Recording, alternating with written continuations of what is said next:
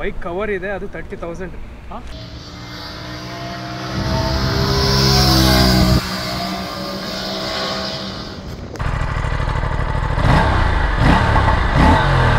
Pops ಹೊಡಿತಾ ಇದೆ.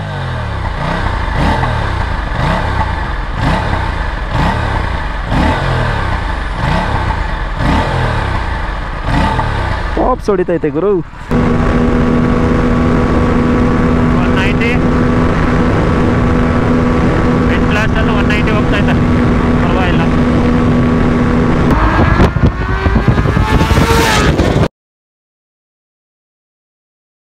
WhatsApp boys, ಎಲ್ರಿಗೂ ನಮಸ್ಕಾರ. ಮತ್ತೊಂದು ವಿಡಿಯೋಗೆ ಸುಸ್ವಾಗತ. Welcome to Harsha vlogs. So ನೀವು ನೋಡ್ತಾ ಇದ್ದೀರಾ, ನಮ್ಮ ಮುಂದೆ ಇದೆ Aprilia RS 457. ಇದ್ರ ಬಗ್ಗೆ ಆಲ್ರೆಡಿ ನಾನು 2-3 ವಿಡಿಯೋ ಮಾಡಿಬಿಟ್ಟಿದ್ದೀನಿ, ನೋಡ್ಬೋದು ನೀವು. ಬಟ್ ಇವತ್ತು ನಮ್ಮ STRRಗೆ ಬಂದಿದ್ವಿ, ಪ್ರಾಪರ್ ರೈಡ್ ರಿವ್ಯೂ ನೋಡೋಣ.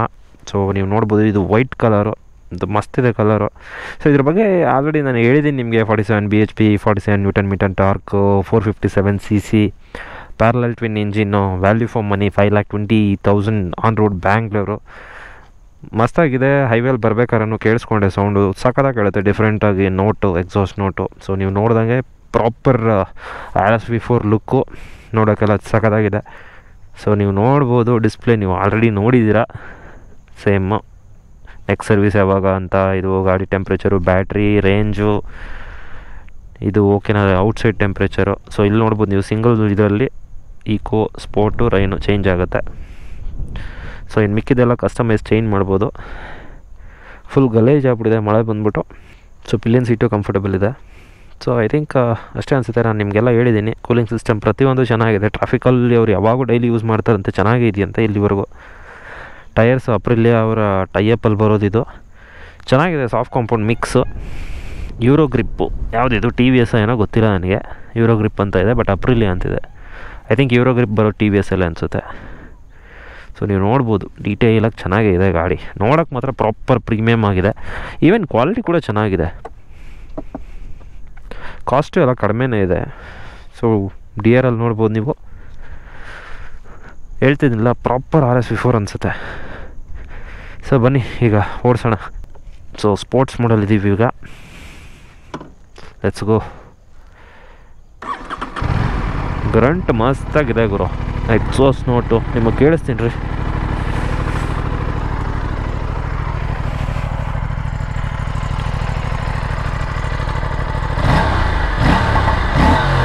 ಪಾಪ್ಸ್ ಹೊಡಿತಾ ಇದೆ.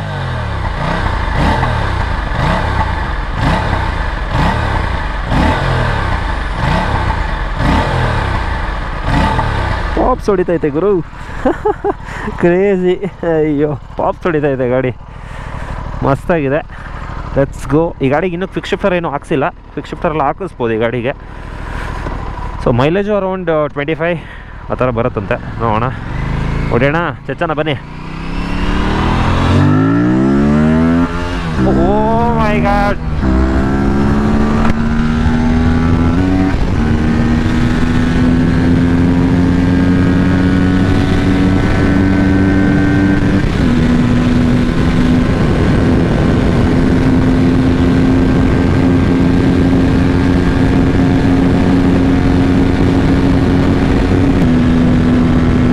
ವಿಂಡ್ ಫ್ಲಾಶ್ ಇದೆ. ಒಂದು ವಿಂಡ್ ಸ್ಕ್ರೀನ್ ಆ್ಯಡ್ ಮಾಡ್ಕೋಬೇಕು.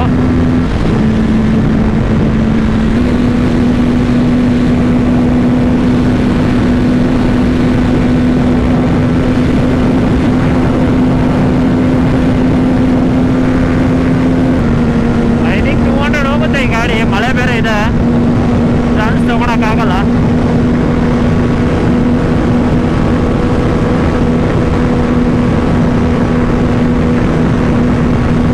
ಜಾಸ್ತಿ ತಳ್ತಾ ಇದೆ, ರಿಟರ್ನು ಜಾಸ್ತಿ ರೀಚ್ ಆಗಲ್ಲ speed. But that's okay. Top ಸ್ಪೀಡೇ ಇಂಪಾರ್ಟೆಂಟ್ ಅಲ್ವಲ್ಲ ಯಾವಾಗಲೂ. ಅದು ನೀವು ನೋಡ್ಬೋದು, ಇಲ್ಲಿ ಫುಲ್ಲಿ ಅಡ್ಜಸ್ಟಬಲ್ ಸಸ್ಪೆನ್ಷನ್ನು.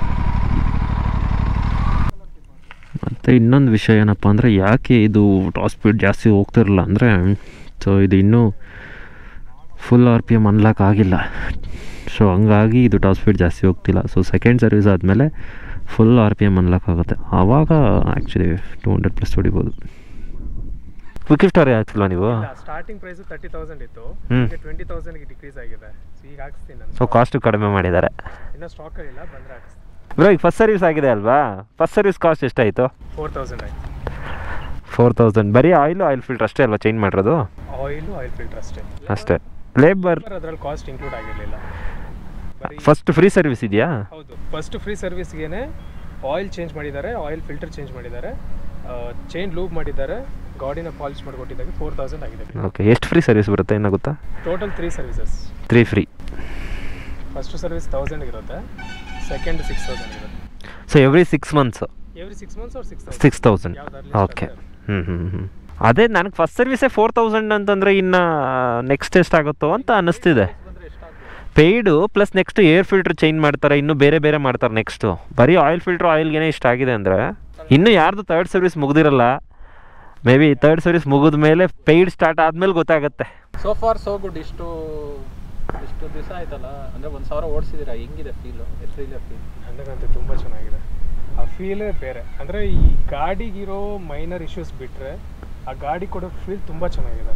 ಆ ಇನಿಷಿಯಲ್ ಫುಲ್ ಇರಲಿ, ಅದರಲ್ಲಿರೋ ಪ್ಲಸ್ಸು, ಅದು ಯಾವುದೋ ಒಂದೊಂದು ಪ್ಲಸ್ ಬರುತ್ತಲ್ಲ, ಇದೆಲ್ಲ ಅದ್ರ ಮುಂದೆ ಹೋಗ್ಬಿಡುತ್ತೆ. ಮೈನರ್ ಇಶ್ಯೂಸ್ ಅಂದರೆ ಬ್ರೇಕ್ಸ್ ಇದೆ, ರೇರ್ ಬ್ರೇಕ್ ಕಡಿಮೆನಾ? ರೇರ್ ಬ್ರೇಕು ಬೇಗ ಕ್ಲೀನ್ ಆಗುತ್ತೆ, ಕ್ಯಾಲಿಬ್ರೇಷನ್. ಓಕೆ. ಸೊ ಅದರಿಂದ ಕಾನ್ಫಿಡೆನ್ಸ್ ಕಮ್ಮಿ ಇರುತ್ತೆ. ಆ್ಯಂಡ್ ಈ ಫ್ರೇಮ್ ತುಂಬ ಹೀಟ್ ಆಗುತ್ತೆ. ಇಂಜಿನ್ ಜೊತೆ ಇದು ಹೀಟ್ ಆಗುತ್ತಾ? ಫ್ರೇಮು ಹೀಟ್ ಆಗುತ್ತೆ. ಈ ಪೋರ್ಷನ್ ಕೂಡ ಹೀಟ್ ಆಗುತ್ತೆ. ಗಾಡಿ ಮೋರ್ ದೆನ್ 200 ಕಿಲೋಮೀಟರ್ಸ್ ಓಡಿಸಿದ್ರೆ ಇದು ನಿಮ್ಗೆ ಹೆಂಗೆ ಹೊಡೆಯುತ್ತೆ ಅಂದರೆ, ಈವನ್ ಹೈವೇಲ್ಲೂ ಹೈವೇದಲ್ಲಿ ಮೋಸ್ಟ್ಲಿ ನೀವು ಮೋರ್ಲಿ 200 ಮೇಲೆ ಓಡಿಸಿದ್ರೆ, 100-150 ಕಿಲೋಮೀಟರ್ಸ್ ಮೇಲೆ ಓಡಿಸಿದ್ರೆ ಪಕ್ಕ ತುಂಬ ಹೀಟ್ ಆಗುತ್ತೆ. Full heat. ಗ್ಯಾಪ್ ಕೊಡಬೇಕು ಅನ್ಸುತ್ತೆ, ಗ್ಯಾಪ್ ಕೊಡಬೇಕು.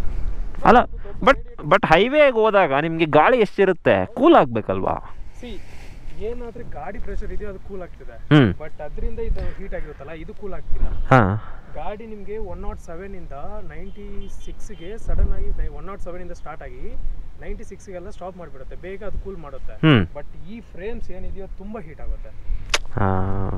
ಬಟ್ ಅದು ಗಾಡಿ ಅಂದ್ರೆ ಅದು ರೇಡಿಯೇಟರ್ ಇಂದ ಇಂಜಿನ್ ಕೂಲ್ ಮಾಡುತ್ತೆ, ಬಟ್ ಫ್ರೇಮ್ ಕೂಲ್ ಆಗಲ್ಲ. ಅದು ಏನು ಮಾಡೋಕ್ಕಾಗಲ್ಲ.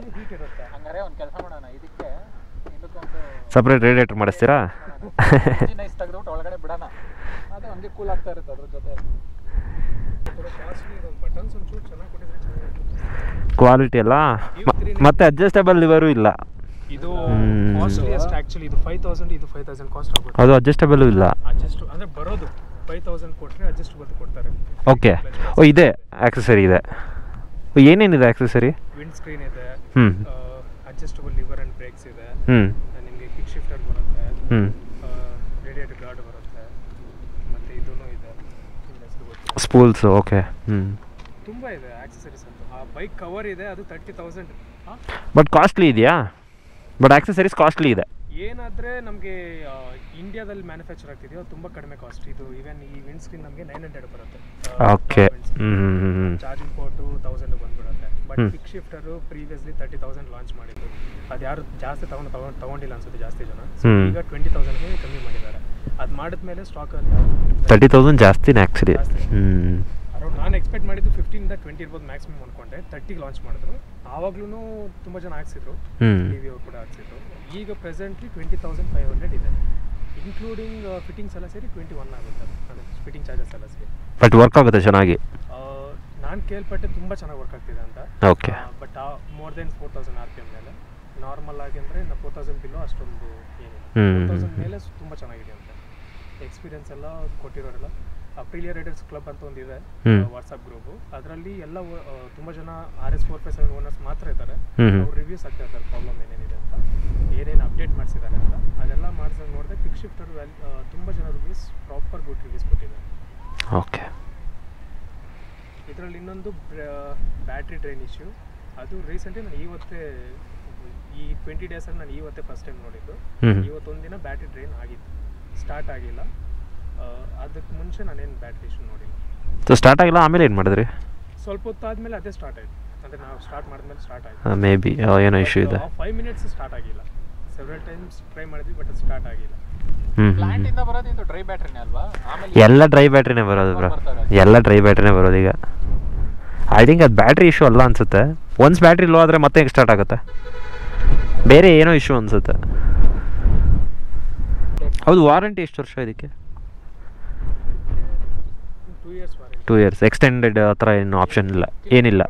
ಅದೇ 2 years ಆರ್ 36,000 kilometers ಅಂತ. ಅದು ಸೇರಿದೆಯಾ? Okay okay. ಡೀಪಾಗಿ ನೋಡಿದ್ರೆ ಚಿಕ್ಕ ಚಿಕ್ಕದ್ರಲ್ಲಿ ಕಾಸ್ಟ್ ಕಟಿಂಗ್ ಆಗಿದೆ. ಅದೊಂದು ಚೂರು ಇನ್ನೊಂದು ಚೂರು ಓಕೆ.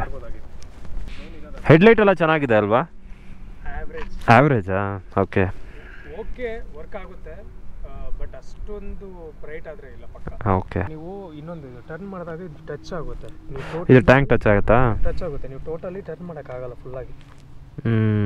ಇದು ಟಚ್ ಆಗುತ್ತೆ, ಕೈ ಟಚ್ ಆಗುತ್ತೆ. ಕೈ ಇದು ಟಚ್ ಆಗಲ್ಲ, ಹ್ಯಾಂಡಲ್ ಟಚ್ ಆಗಲ್ಲ, ಕಡಿಮೆ ಗ್ಯಾಪ್ ಇರುತ್ತಲ್ಲ, ಕೈ ಟಚ್ ಆಗುತ್ತೆ. ನೀವು ಇದು ಒಂದೇ ಸಿಂಗಲ್ ರೋಡಲ್ಲಿ ಯೂಟರ್ನ್ ತಗೋಬೇಕಂದ್ರೆ ತುಂಬ ಕಷ್ಟ.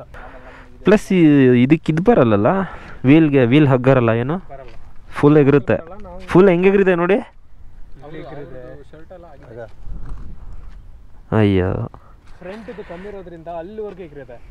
ಇದೆಲ್ಲ ಫ್ರಂಟ್ ಇದೆ ಬ್ರೋ, ಫ್ರಂಟ್ ಇದೆ. ಫ್ರಂಟ್ ಒಳಗಡೆಯಿಂದ ಎಗಿರೋದಾ? ಅಲ್ಲಿವರೆಗೆ ಎಗಿರಿದೆ. ಇಲ್ಲೆಲ್ಲ ಬಂದಿದೆ ಕಾನ್ಸೆಪ್ಟ್, ಹಿಂಗೆಲ್ಲ ಬಂದ್ರೆ ಕಾನ್ಸೆಪ್ಟ್ ಹೋಗ್ಬಿಡುತ್ತೆ. ಇದು ಫುಲ್ ಟೋಟಲ್ ಬ್ಲಾಕ್. ಅದ ಫೆಂಡರ್ ಎಕ್ಸ್ಟೆಂಡರ್ ಕೊಟ್ರೆ ಸಾಲ್ವ್ ಆಗುತ್ತೆ. ಎಕ್ಸ್ಟೆಂಡರ್ ಕೊಟ್ಟಿಲ್ಲ. ಇದು ನೋಡಿ, ಇಲ್ಲಿ ನೋಡಿ, ಇಲ್ಲಿ ಇದಕ್ಕೊಂದು ಕವರ್ ಕೊಡಬೇಕು, ಇಲ್ಲಾಂದ್ರೆ ಇದ್ರದ್ದು ಬೇರಿಂಗ್ ಇದಾಗುತ್ತೆ. ಆಯಿಲ್ ನೋಡಿ, ಮಣ್ಣೆಲ್ಲ ಇದಾಗಿದೆ. ವಾಟ್ರ್ ಹೋಗಿ ಸ್ಟಾರ್ಟ್ ಆದರೆ ಅದು ಹಾಳಾಗುತ್ತೆ. ಸೊ ಇಲ್ಲೇ ತೋರಿಸ್ತಾ ಇದೆ ನೋಡಿ, ಫ್ಯೂಯಲ್ ಎಕಾನಮಿ 19.5 ಅಂತ. ಮ್ಯಾಕ್ಸ್ ಸ್ಪೀಡ್ ಹೋಗಿರೋದು 189 km/h. ಸೊ ನಿಮಗೆ ಅದನ್ನು ತೋರಿಸ್ತೀನಿ. ಏನಂದರೆ ನೋಡಿ, ಈಗ 6th ಗೇರು 40 ನೋಡಿ, 40ಇಂದನೇ ಹಂಗೇ ಎತ್ಕೊಂಡು ಹೋಗುತ್ತೆ. No jerk, nothing. So vibrations ಎಲ್ಲ ಏನು ಅಷ್ಟಿಲ್ಲ ಗಾಡಿಯಲ್ಲಿ. ಸೊ ನೀವು ಓನರ್ ಹೇಳಿದ್ದು ಕೇಳಿಸ್ಕೊಂಡ್ರಲ್ವಾ? ಸೊ ಫಸ್ಟ್ ಮಾಡಲ್ ಆಗಿರೋದ್ರಿಂದ ಇರುತ್ತೆ ಸ್ವಲ್ಪ ಇಶ್ಯೂಸು. ಸೊ ಹೋಗ್ತಾ ಹೋಗ್ತಾ ರೆಕ್ಟಿಫೈ ಮಾಡ್ತಾರೆ. Let's see.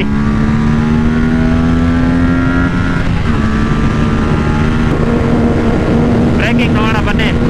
180. ಇಂಜಿನ್ ಬ್ರೇಕಿಂಗ್ ಏನು ಮಾಡ್ತಾ ಇಲ್ಲ, ಬರೀ ನಾರ್ಮಲ್ ಬ್ರೇಕು. ವಾ, ಕ್ರೇಜಿ ಗುರು. ಬ್ರೇಕಿಂಗ್ ತುಂಬ ಚೆನ್ನಾಗಿದೆ. ಒಂಚೂರು ಇಂಜಿನ್ ಬ್ರೇಕಿಂಗ್ ಮಾಡಿಲ್ಲ, ಬರೀ ನಾರ್ಮಲ್ ಬ್ರೇಕ್ ಹೊಡೆದೆ. ಫ್ರಂಟ್ ಬ್ರೇಕ್ ಮಾತ್ರ ಸಖತ್ತಾಗಿದೆ. ರಿಯರ್ ಸ್ವಲ್ಪ ಬೇಗ ಕಿಕ್ಕಿನ್ ಆಗುತ್ತೆ ಅವ್ರು ಹೇಳ್ದಂಗೆ. ತುಂಬ ಥ್ಯಾಂಕ್ ಯು ನಮ್ಮ ಅಭಿ ಹಾಗೂ ಅವರ ಫ್ರೆಂಡ್ಗೆ ಗಾಡಿ ಕೊಟ್ಟಿದ್ದಕ್ಕೆ. ಸೊ ಲ್ಯಾಪ್ ಟೈಮರ್ ಎಲ್ಲ ಇದೆ ನೋಡಿ, ಟಾಪ್ ಸ್ಪೀಡು, ಲ್ಯಾಪ್ ಟೈಮರ್, ಏನೇನೋ ಇದೆ ಗುರು ಆಪ್ಷನ್ಸ್ ಮಾತ್ರ. ಫೋನ್ ಕನೆಕ್ಟ್ ಆಗುತ್ತೆ, ಆ್ಯಕ್ಚುಲಿ ಆ್ಯಪ್ ಕನೆಕ್ಟ್ ಆಗುತ್ತೆ, ಪ್ರತಿಯೊಂದು ಡೇಟಾ ಬರುತ್ತೆ. ಸೊ ಎಷ್ಟು ಕಿಲೋಮೀಟ್ರ್ ಓಡಿದೆ, ಯಾವಾಗ ಸರ್ವಿಸ್ ಆಗಿದೆ, ಎಷ್ಟು ಮೈಲೇಜ್ ಬರ್ತಾ ಇದೆ, ಎಷ್ಟು ಟಾಪ್ ಸ್ಪೀಡ್ ಓಡಿಸಿದ್ದೀವಿ, ಮತ್ತು ಮ್ಯೂಸಿಕ್ ಚೇಂಜ್ ಮಾಡೋಕ್ಕೆ ನೋಡಿ, ಮ್ಯೂಸಿಕ್ ಚೇಂಜ್ ಬರುತ್ತೆ. ಸೊ ಆಲ್ಮೋಸ್ಟ್ ಎಲ್ಲ ಆಪ್ಷನ್ಸು ಕವರ್ ಮಾಡಿದ್ದಾರೆ. ಮತ್ತು ಕಸ್ಟಮ್ ಮೋಡ್ಸ್ ಇದೆ ಇದರಲ್ಲಿ. ಕಸ್ಟಮ್ ಮೋಡ್ಸ್ ಬಂದು ಇಲ್ಲಿ ATC 1 ಅಂತಿದೆ ಅಲ್ಲ, ಈ ಥರ ATC 1, ATC 2 ಅಂತ ಬರುತ್ತೆ. ಅದರಲ್ಲಿ ನೀವು ಟ್ರ್ಯಾಕ್ಷನ್ ಕಂಟ್ರೋಲ್ ಆಫ್ ಮಾಡ್ಬೋದು. ಸೊ ನೀವು ನೋಡಿದಂಗೆ ಓವರಾಲ್ ಓನರ್ಶಿಪ್ ಇದು ಕೇಳಿದ್ರೆ LED ಲೈಟ್ ನೋಡಿ. ಸೊ ಈ ownership review review 2 bike review ಎಲ್ಲ. ಸೊ ಟೆಕ್ನಿಕಲ್ಸ್ ಅಂತೂ ನಿಮಗೆ ಗೊತ್ತು, ಗೂಗಲ್ ಮಾಡಿದ್ರೆ ಬರುತ್ತೆ, ಅದರಲ್ಲಿ ಏನಿದೆ ನಾನು ಆಗಲೇ ಹೇಳ್ದಂಗೆ. ಸೊ ಇಂಜಿನ್ ಸಖತ್ತಾಗಿದೆ, ಸಮ್ ಇಶ್ಯೂಸ್ ಸಾಲ್ವ್ ಆಗುತ್ತೆ. ಐ ಹೋಪ್ ನಿಮಗೆ ಈ ವಿಡಿಯೋ ಇಷ್ಟ ಆಯಿತು ಅನಿಸುತ್ತೆ. ಇಷ್ಟ ಆಗಿದ್ರೆ ಲೈಕ್, ಶೇರ್, ಸಬ್ಸ್ಕ್ರೈಬ್. ಸೊ ನೀವು ಒಬ್ಬರಲ್ಲೇ ಓನರ್ ಆಗಿದ್ರೆ, ಬೈ ಮಾಡೋಕ್ಕೆ ನೋಡ್ತಿದ್ರೆ ಕಮೆಂಟ್ ಮಾಡಿ, ನಿಮ್ಮದು ಏನೋ ಕ್ವೆಶನ್ಸ್ ಇದ್ದರೆ. ನಾವು ಸಿಗೋಣ ಇನ್ನೊಂದು ವಿಡಿಯೋ ಅಲ್ಲಿ. Thank you, tata, bye.